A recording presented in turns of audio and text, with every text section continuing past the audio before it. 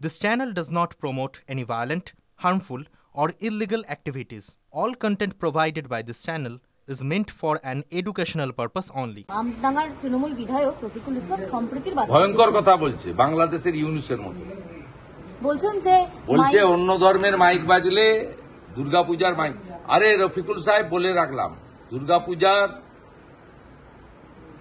সমস্ত চণ্ডীপাঠ, পুষ্পাঞ্জলি, ঢাক কখন বাজবে, শঙ্খ কখন বাজবে, ঘণ্টা কখন বাজবে, কাঁসর কখন বাজবে, কখন মন্ত্র উচ্চারণ হবে, এটা রফিকুরের কথায় হবে না। এটা পঞ্জিকাতে যেমন যেমন লেখা আছে হবে। আপনি সাউন্ড কমাবেন না বাড়াবেন আপনি ঠিক করুন। কোন হিন্দু, আমি আমডাঙ্গার হিন্দুদের বলছি, কোন একটা জায়গায় যদি করে আমাকে হোয়াটসঅ্যাপ মেসেজ, হোয়াটসঅ্যাপ আছে সবার, আমাকে বলবেন, আমি পৌঁছে যাব। কলকাতায় থাকলে 1 ঘন্টায় পৌঁছে যাব, দূরে থাকলে 2-3 ঘন্টা দেবেন, আমি পৌঁছে যাব।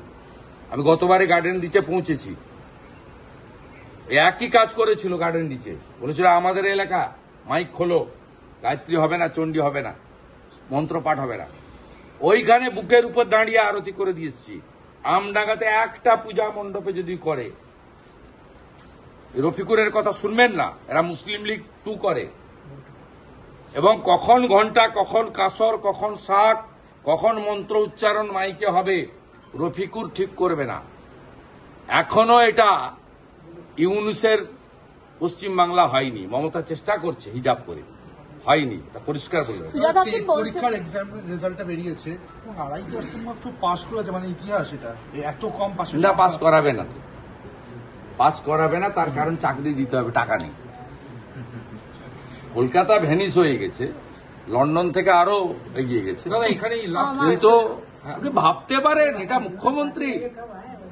কালকে 11টা লোক মারা গেছে, আর কালকে গতকাল লাঠি খেলছে। সে যাই করুক, ধর্মীয় অনুষ্ঠান, কিন্তু উনি নাচবেন কেন? উনি তো সহনাগরিকের মারা গেছেন, উনি তো সকলের গার্ডিয়ান, প্রশাসনিক হেড।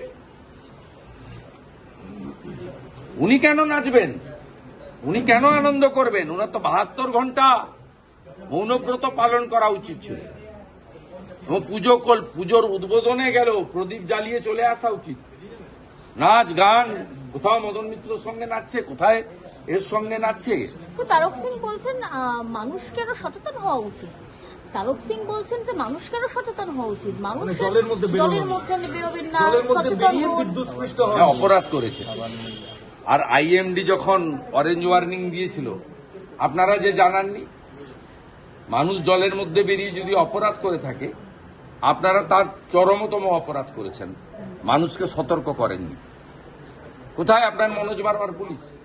অভয়ার মা বাবা লোকজন নিয়ে নবান্ন অভিযান গেলে মাথা ফাটানোর জন্য রাস্তায় থাকেন।